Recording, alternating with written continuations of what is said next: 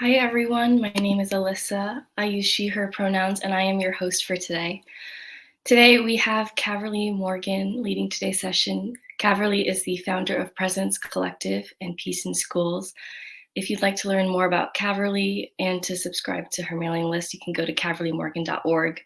She's going to be leading us through a guided meditation today, and if there's time at the end, there will be a Q&A. At that time, if you have a question, you can use the chat box to request to come on screen, or you can use the Ask a Question button below to ask your question. Before I bring Caverly on screen, I have a few announcements. First, thank you to Sangha Live for being this platform. Sangha Live is run by donations from all of you, so if you have the means, use the green button below to offer a donation in Dana today. Everyone, this is the second to last day before our summer break, as we call it. Tomorrow is going to be the last day, and if you want to stay in touch with each other from the Sangha, please email me at alyssa@presencecollective.org. I'm compiling a list of emails of people that want to stay in touch with each other, and I'll share that out next week. Also, if you would like to volunteer for Presence Collective, we always need volunteers. Please email me as well. We would love your help. After this ends, some upcoming events that we have. July 11th, which is the day after, on Saturday, Caverly is doing a book reading of her new book, a kid's book about mindfulness. This book is for ages 9 and up, good for kids, good for adults, and you should come check that out. That's through Sangha Live. Caverly also does a Wednesday night class every Wednesday night at 7 p.m. PST. And this is another way to stay in touch with everyone. We will also be doing a morning class, 9 a.m. PST, on Tuesdays and Thursdays starting in September. There will be a touch-in on Tuesday, August 4th. And last but not least, Caverly and a couple other Presence Collective teachers are hosting a day of retreat for people who identify as non-POC. This is called Caucus to Collectivity, Dismantling Racism from a White Identified Perspective. I will be including all of these links in the chat box. Now I bring Caverly on screen. So thank you so much. Thank you. So friends, I want to give a huge shout out to Alyssa. It's a lot to run the back end of these things, and I appreciate so much that Alyssa finds the willingness to get up and start work at 8 a.m. And thank you, Alyssa. So grateful for your support. So friends, good morning, good afternoon, good evening. Thanks so much for saying hello from where you are. It's just great to be here. Tomorrow, we will specifically focus on gratitude. So if you were not here yesterday, if it's your first time here, welcome. If you weren't here yesterday, I mentioned that I thought it'd be sweet on this last morning for these sessions to focus on gratitude. I invite you to bring something between now and tomorrow. I invite you to spend some moments in your own life focusing on what you're grateful for. Write a little poem, make a little, I prefaced this yesterday too, when I say make a piece of art. For some people that triggers a lot of negative self-talk. I'm not a poet, I'm not an artist. So really let all of that go. Let yourself be like a child, just finding some way to express gratitude. So you might want to bring that to the space as if it's something that you could place on our collective altar, this sort of collective altar that we've created in the ethos together.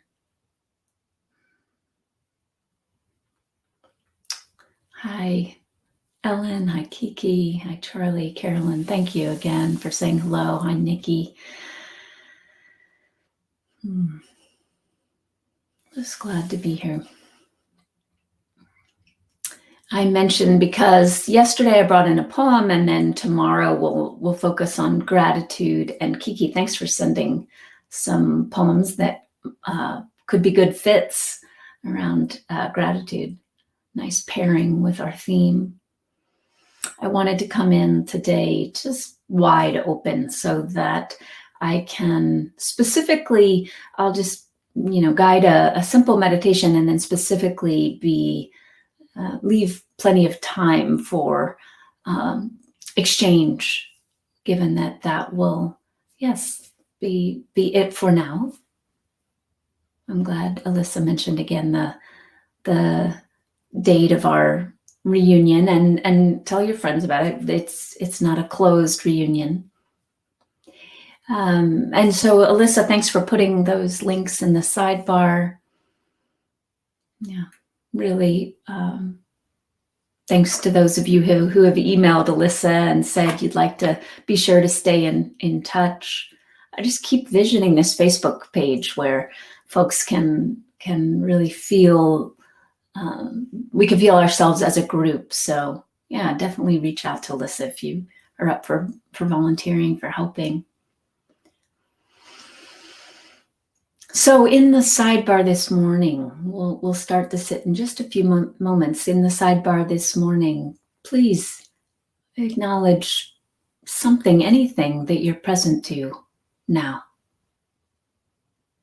Anything that's alive for you in your practice or just alive for you this morning. Anything you want to name or acknowledge.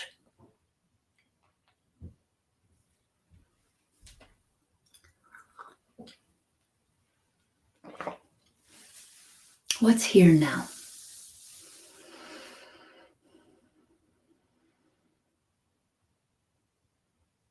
What are you present to in body, mind, and energetic system? Ellen, let's find a different social media than Facebook, please. Yes, Ellen, I would be totally open to that. If anyone has some enthusiasm for looking into how might our group stay in touch. If we just send these email addresses to everyone, then I suppose a group thread could begin, but depending on how many of you want to stay in touch, that could be quite clunky. So yeah, let us know if any of you are inspired around this. Thank you, Alyssa, for posting those links. Charlie, Wonder, and Joy, Verge, present to a lovely energy, alertness, and sense of well-being. Nikki, happiness. John and Nancy, contemplating this morning the question of why do we practice? Lovely, great question. Why do we practice? Sharon, under the weather due to the actual weather. Sorry to hear that, Sharon. Carolyn, I guess from the teachings here and listening to Martin too, this week have been really so aware of my more subtle layers of resistance to being with things just as they are. It's been illuminating. Thank you for voicing that, Carolyn. Quite a practice, huh? Spencer, how about a Facebook page for the group? Yeah, I mentioned that, Spencer, and Ellen pointed out maybe there's something other than Facebook. So yeah, perhaps someone will get enthusiastic about finding what could be a way for us to be in touch. Maria, moving through clouds of conditioned thoughts and feelings all day until in the blueberry bushes. It's so lovely, Maria. You certainly live in a lovely place there in Sweden. Kiki, present to calmness, gratitude, and acceptance. Ellen, I can work on the alternative to Facebook. Ellen, I appreciate that. Thank you so much. Joyce, seeing, conditioning. Excellent. And Joyce, let's talk later today. I would love to check in. Friends, again, another shout out to Joyce. She's been just a true superstar around volunteering to support these teachings and getting out into the world. Thank you, Joyce. Look forward to talking later today. Ellen, I like the idea of exploring why we practice. Mary Jane, gratitude to all for the strength I've discovered. Gosh, thank you, Mary Jane. John, beautiful openness. All right. So, friends, let's practice. And thank you. Let's turn some attention to why do we practice?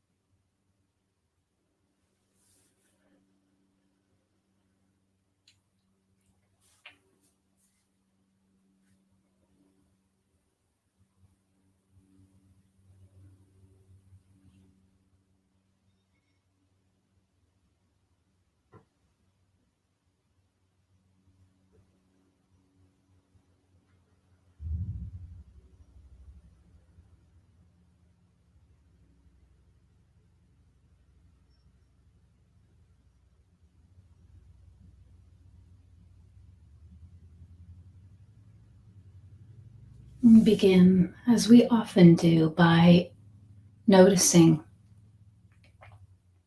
what's here now.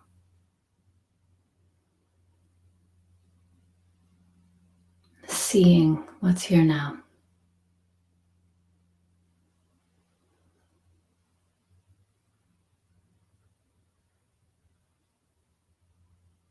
Perhaps naming what's here now, as we often do, that acknowledgement of, oh, the part of me who.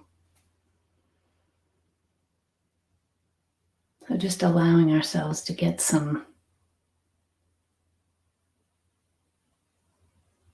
distance from experience, meaning recognizing that we're witnessing experience, just establishing.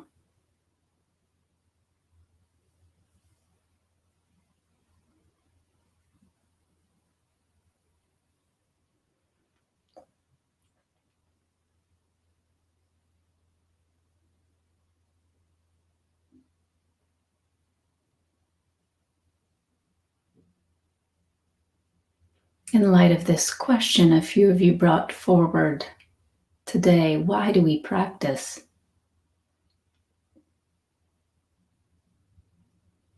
Consider, look to your own direct experience in this moment. What is supportive about being able to recognize that you are not these thoughts, you are not these emotions arising, you are not the voice of the inner critic, for example?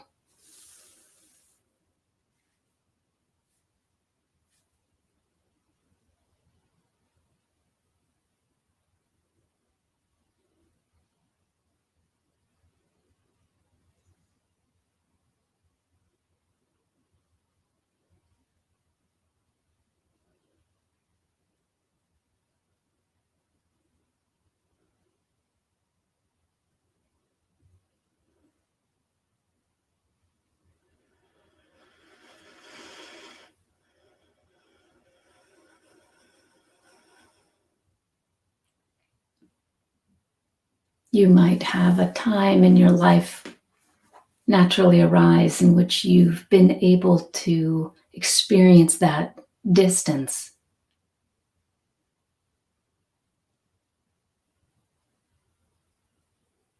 Many people in mindfulness practice talk about the benefit of response versus react.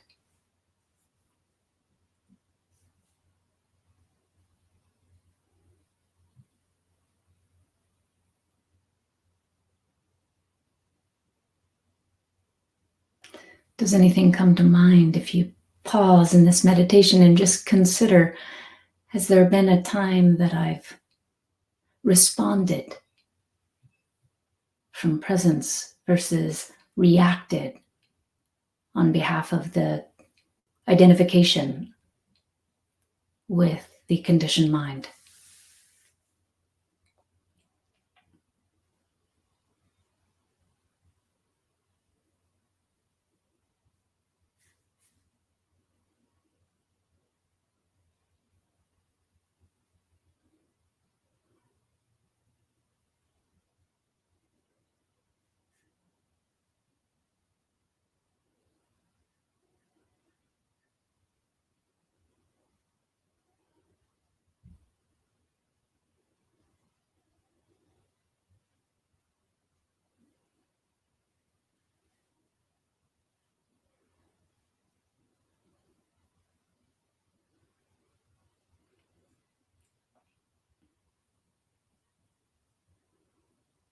So many would report that we practice because we are given this opportunity for space, for response rather than react, for moving on behalf of something other than the ego. The distance practice allows so that we might see the ego, recognize the ego, name the ego, versus confusing ourselves to be this illusion of separateness, the activity of separateness.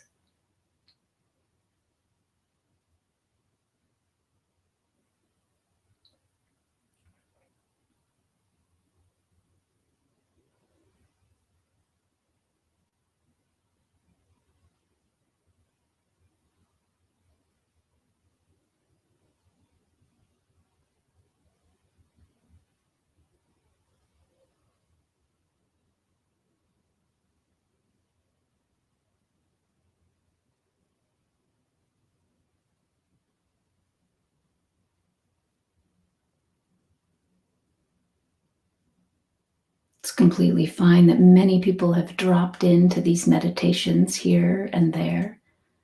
But for those of you who have attended the bulk of them, you've no doubt noticed there's been an arc to this offering.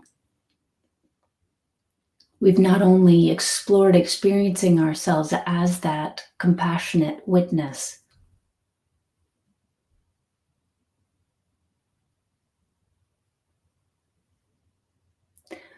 we've also focused on collapsing that distinction between the witness and that which is witnessed. Why do we do that?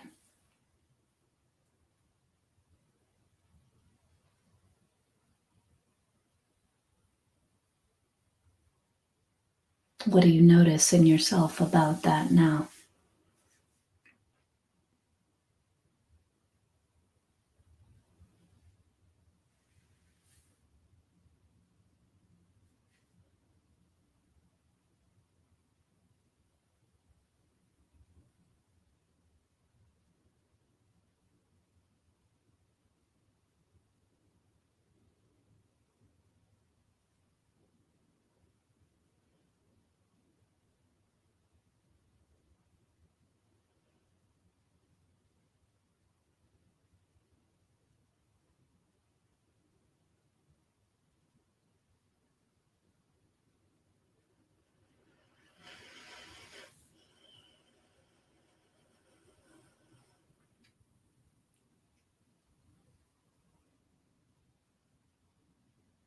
through these meditations, we've given tremendous attention to who we truly are.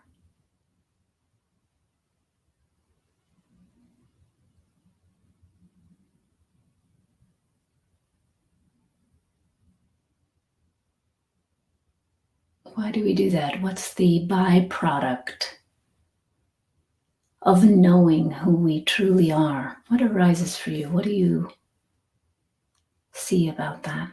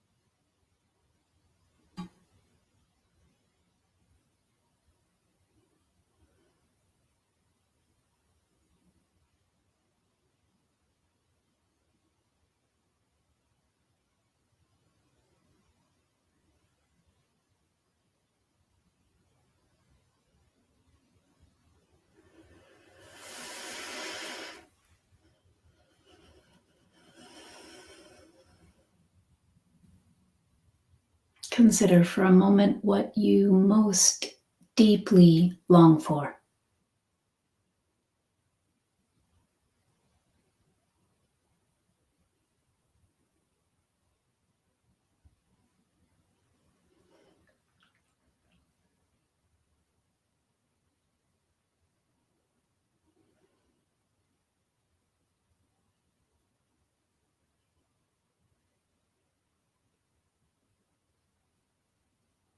We practice to remember and to know ourselves as that.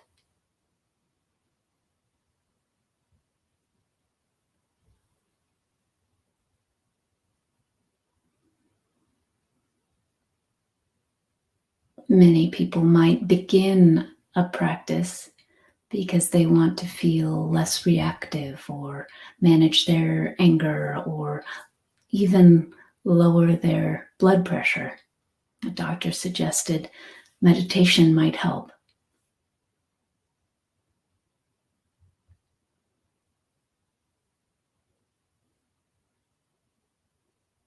As I mentioned in the children's book I wrote, which maybe you'll get to share with me on Saturday, those are cool perks.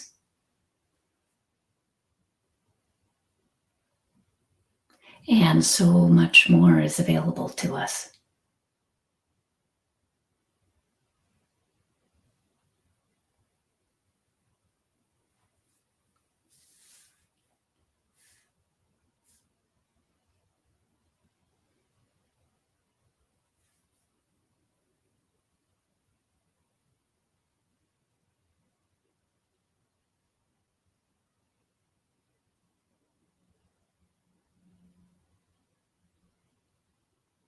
Liberation is the remembrance of who we truly are.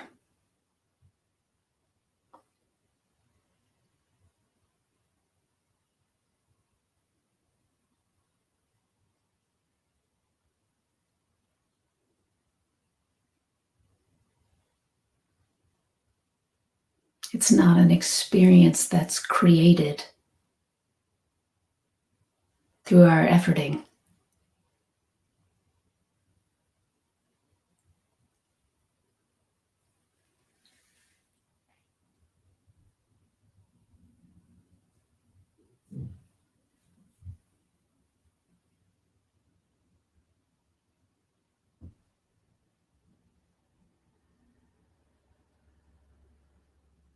The ultimate practice is actually a non-personal practice. It's not something that we do.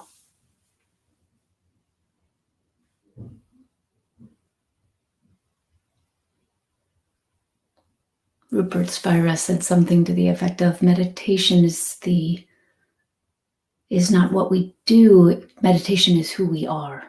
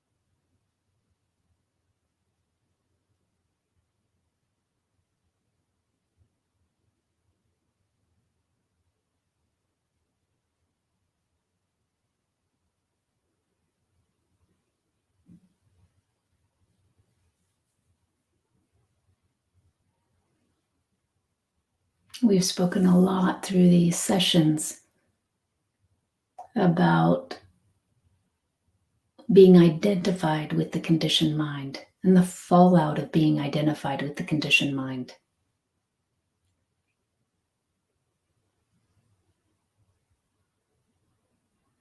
Practice allows us the opportunity to recognize when we're identified in that way, rather than staying hooked in and then acting in the world on behalf of this illusion of a separate self. Choice arises, the choice of remembrance.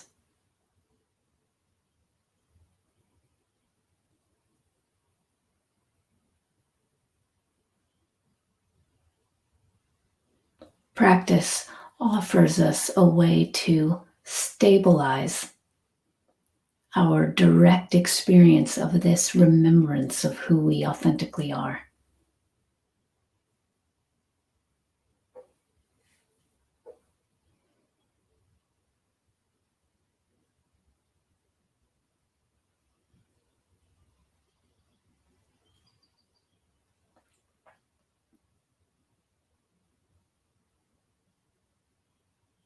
And as Charlie and I have been chatting about recently, we practice on the straightaways for the curves. So when nothing's going on,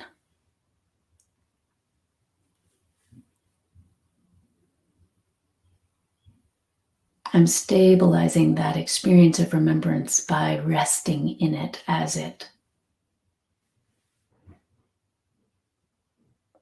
Knowing myself as so much more than this body mind or these thoughts or these emotions.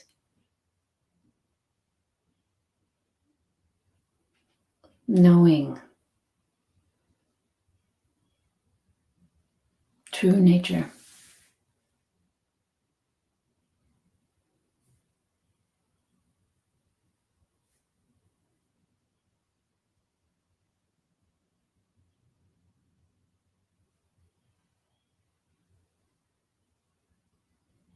Resting in inherent goodness, resting in awareness.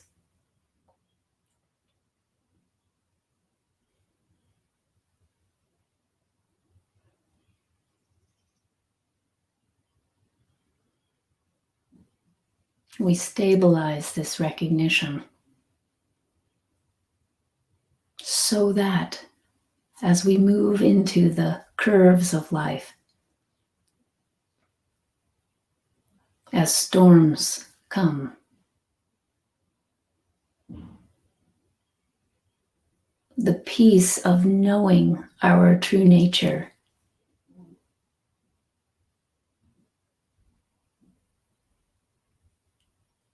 can be a peace that's not fragile.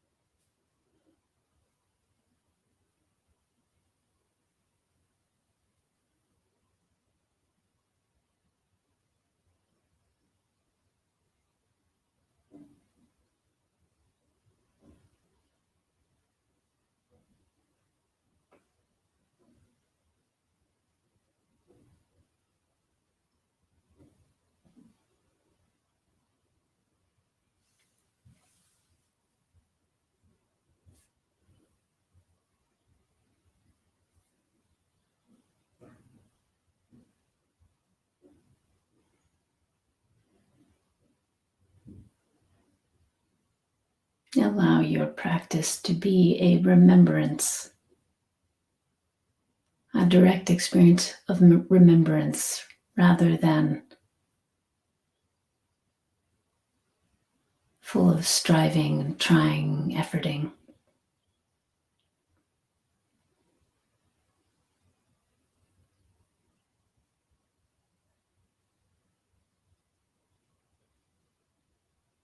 Allow your practice to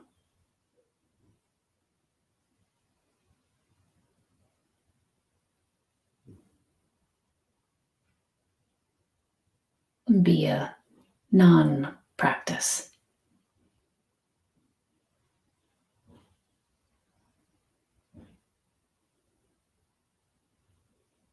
Allow yourself to enjoy the paradox of that.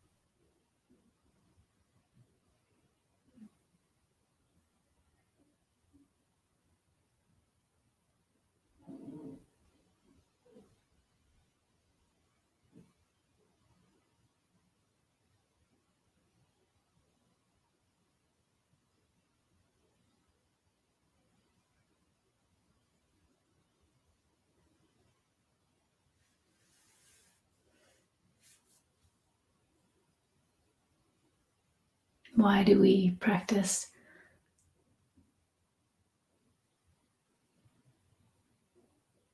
To remember, know, and live.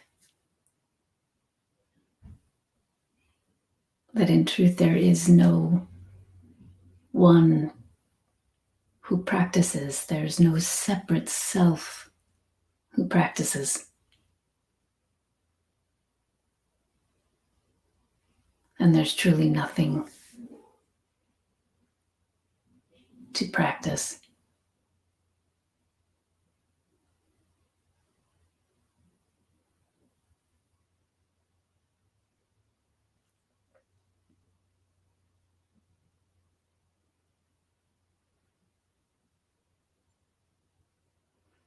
You are what you've most longed for.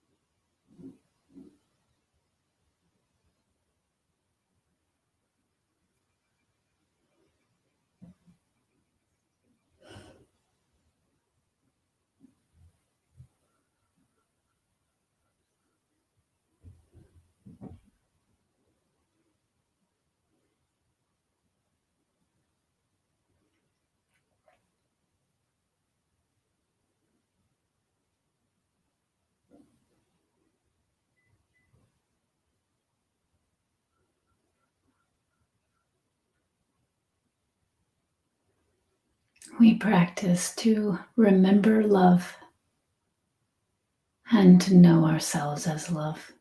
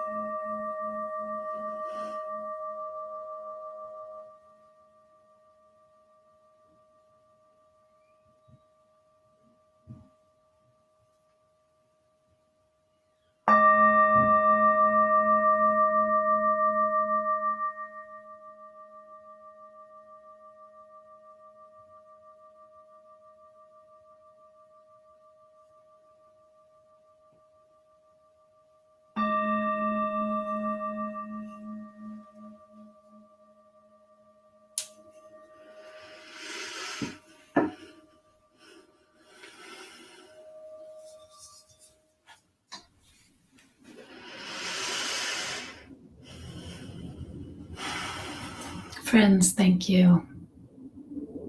Thank you for your participation in bringing that theme forward. It feels so appropriate as we wind down this particular set of teachings. It feels so appropriate to give attention to. So thank you for that. A reminder that my hope is we can go out with a bang with Sangha Live. So if you can donate, please do. It's so important to me that Sangha Live gets to recognize how much we appreciate this platform, for which otherwise we wouldn't exist here in this way, wouldn't have known each other in this way, wouldn't have come together in this way. As I mentioned, I'm eager to open it up to see more of you on screen, to engage in dialogue. What's alive in practice? What are you present to? What would you like to discuss? What did you notice about why we practice? Other than I can already hear Joyce saying, oh, titling today is going to be easy.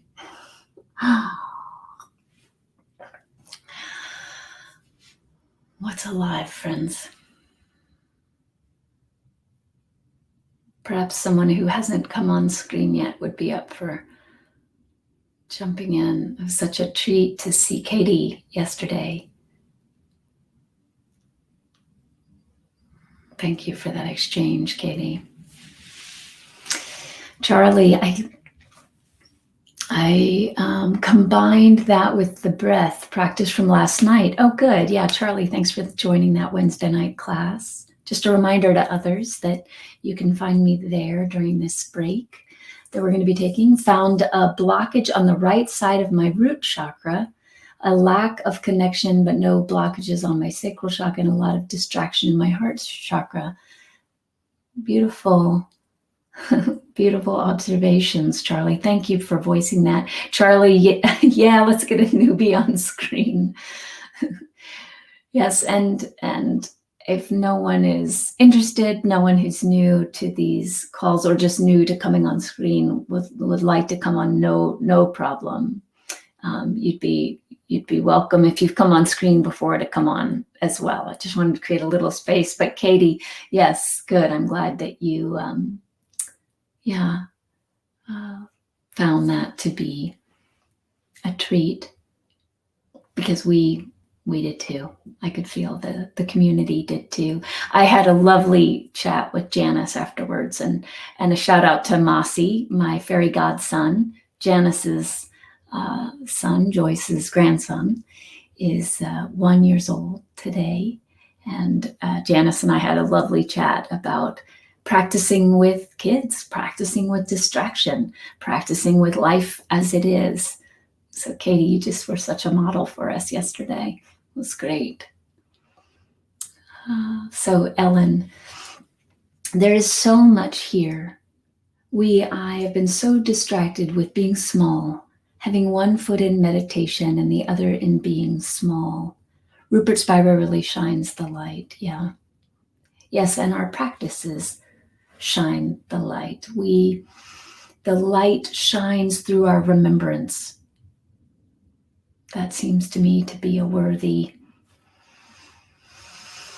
reminder that you might want to put on a post-it somewhere. The light of being shines through our remembrance. Sarah, thank you. Happy birthday to the little one. John and Nancy, thank you. There was so much there. Like an onion unfolding deeper and deeper. Yeah, thank you, John. And thank you for, again, bringing in this theme, because it is helpful, isn't it, to lay out the layers of practice. I like this image of an onion. There are layers of practice. We might come to practice for one reason and find out something else altogether through our exploration, through inquiry. John, thank you for pointing past the common reasons of becoming a better self, the place so many teach from a place where it's easy to become attached to, past better self to relinquishing identity, separate self. Yeah, very well said, John. That is of the greatest interest to me. In fact, one of the reasons that I really like this publishing company that invited me to write a kid's book about mindfulness is because I said to them at the beginning, I can't write a kid's book about mindfulness that simply presents mindfulness as a way to calm down, like for kids. It's a way to calm down or de-stress. There's plenty of that out there. That's not bad or wrong, but it's not. I said that I wouldn't be able to write a book that was confined to simply that approach. And I felt very grateful that, they're sort of a edgy, new, fun company, and gave me much more leeway than some publishing companies might. And I really appreciated that they let me start this book with the question, who am I? Or who are you? Yes, who are you? But you get the idea.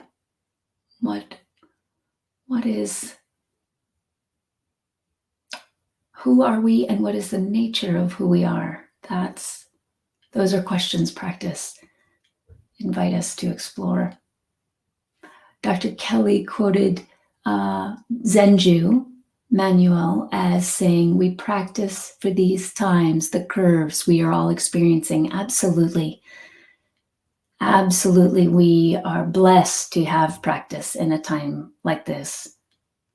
Such suffering arises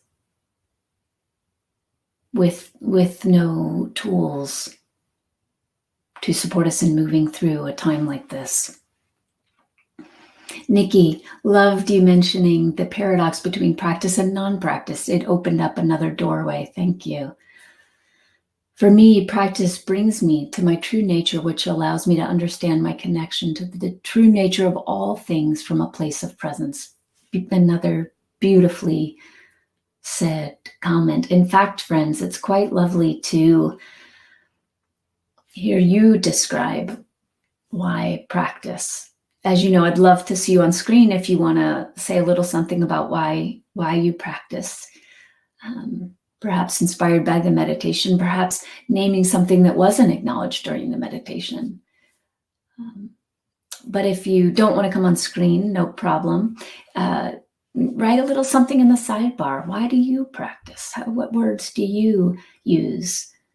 Again, John Whedon and others, such lovely descriptions. Both Johns. Nancy, if that's your contribution. Nikki. Katie. Yes, it is such a paradox. Practice, non-practice, strive by non-striving, trying to wrap my head around it. Yes, Katie. It's one reason I fell in love with Zen. Zen embraces paradox. And I love that. Because if we're not embracing paradox, we're oversimplifying life, the nature of reality as it is. So may we not necessarily try to wrap our heads around it. But if we're going to try to wrap our heads around it, I guess I could say, to simultaneously allow ourselves to know it, to remember it. You know, Zen koans arose as a way that a Zen master could offer the student some question, some place of inquiry that can't be answered by the mind of the intellect. It can't be noodled and resolved by the mind of the intellect. It can only be known, addressed, really fully realized in a flash of insight. So Kitty, this is your Zen koan, practicing the non-practice. Kiki, lovely. Such a simple yet profound statement. I practice to come home to myself. Lovely. Charlie, I practice for a variety of reasons, I think, but the one that is present for me in this moment is in order to shed my conditioned skin. Beautiful. Practice allows us to shed our conditioned skin, the shield that the small I believes it needs to go through this human experience safely. Yes, we have these conditioned survival strategies, coping mechanisms and survival strategies that we believe will keep us safe. And as you so aptly named, Charlie, at the end of the day, through practice, we have the opportunity to realize, no, this is, as Ellen said too, this is just keeping me small. This is just maintaining a small sense of I that isn't based on reality. It's imaginative. Yeah. Charlie, perfectly said. Nikki, can you give a book recommendation or book recommendations on Zen? Absolutely. I think a wonderful place, a very beautiful, simple, basic place to start if you've never explored Zen teachings is Zen Mind, Beginner's Mind. Maybe, Alyssa, you could post a link for that. Zen Mind, Beginner's Mind. Really beautiful, simple text. And then I also mentioned, and John in California recently mentioned the Unborn, the teachings of Zen Master Bankei. That's one of my personal favorites. We'll see if more come to me, but feel free to write it in the sidebar if any of you have favorites. My first Zen teacher was Sherry Huber. If you were interested in the segments of the call of the arc of these teachings that focused on process, the conditioned mind identification, feel free to check out Sherry Huber. Thank you, Alyssa, so much for posting that link. Sherry Huber wrote a book that if you'd like to explore more about the relationship with the inner critic, there's a lovely little book called There Is Nothing Wrong with You. You might enjoy that one.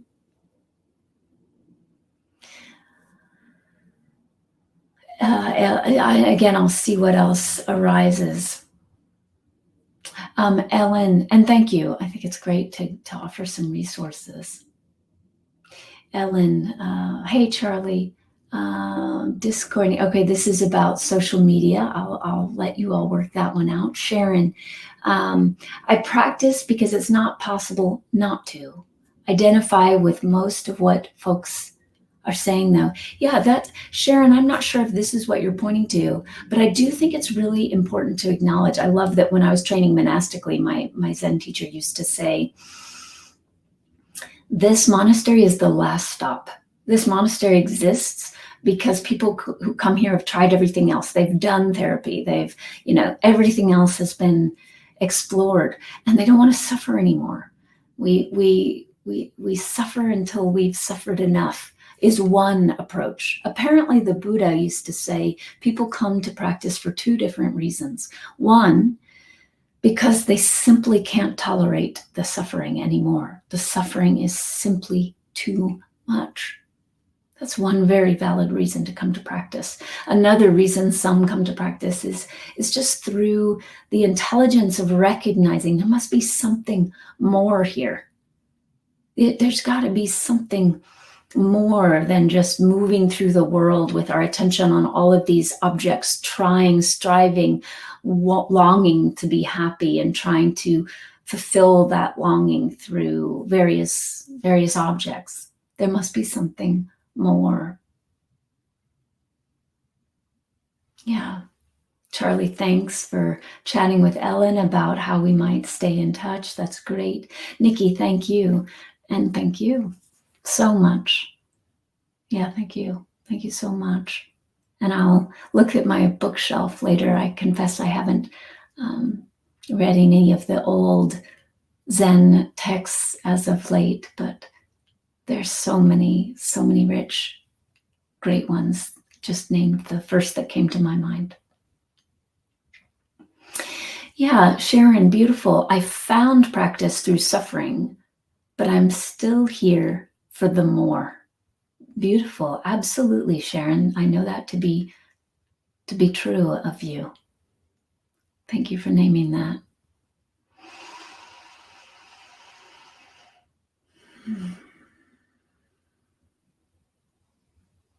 Well, friends, what a beautiful and rich theme for today. Given that tomorrow we'll be focusing on gratitude, you might want to bring in some expression of gratitude for practice. And friends, I want to give a warning. As you know, I often lovingly hound folks to come on screen to be with me in that way. Tomorrow will be no exception. I'd love to, even just with brief exchanges, see as many of you as possible. So you may wish to bring your expression of gratitude to the call tomorrow. It would be so incredibly sweet to just have even a minute or two with folks who have something they'd like to share. You might want to express gratitude for practice. You might want to express gratitude for this community, for the exchanges you've gotten to have with each other. Tomorrow will be only an hour, so I might even lead a short meditation so that we can leave time for folks to have some expression of gratitude. And again, your gratitude might not be specifically focused on this community or this experience we've all shared together. It could be anything. I would just love to get a chance to see you in that way and to focus in that way. And then John and Nancy say, as a precursor for tomorrow, I'm so grateful for this experience. I'm feeling like we've been on a glorious retreat with wonderful friends for months. It's so true. I feel exactly the same way. I was on a retreat with Rupert once, and as I've mentioned, Peace in Schools wouldn't exist in the form it's in without Rupert's support. And he's a dear, dear friend, a huge influence, a mentor, and just a lovely soul. And someone asked, well, if this is all sort of a non-practice, why are we all still coming on these retreats? And he said something to the effect of, to be in the company of loved ones as we focus on truth. What a joyful vacation that is. It's so different than going on retreat because we believe we're going to become better people. We're going to finally control our anger or ... fill in the blank. So lovely. That's how I experience this community. We're a group of friends sharing our love of truth and the remembrance of who we truly are. That is why we practice. That's why we're here together. Of all the things we could be focusing on in this world right now, what a gift to focus on this. And then to move through the world, acting on behalf of this remembrance. Thank you so much. Carolyn, you can't come on live tomorrow, but thank you. No problem. You could write something in the sidebar tomorrow, so no problem at all. But again, friends, come prepared if you'd like to come on screen. It would be great. And we'll be focusing on gratitude. So I hope to see you there. And just, one more plug for showing up Saturday too, if you can. I'm very excited to share this children's book, which again is not just for kids, with you. So thank you so much. Thank you for being. Thank you for your presence. Thank you for sharing your direct experience of presence, of who you are with the world around you. We all benefit. Thank you.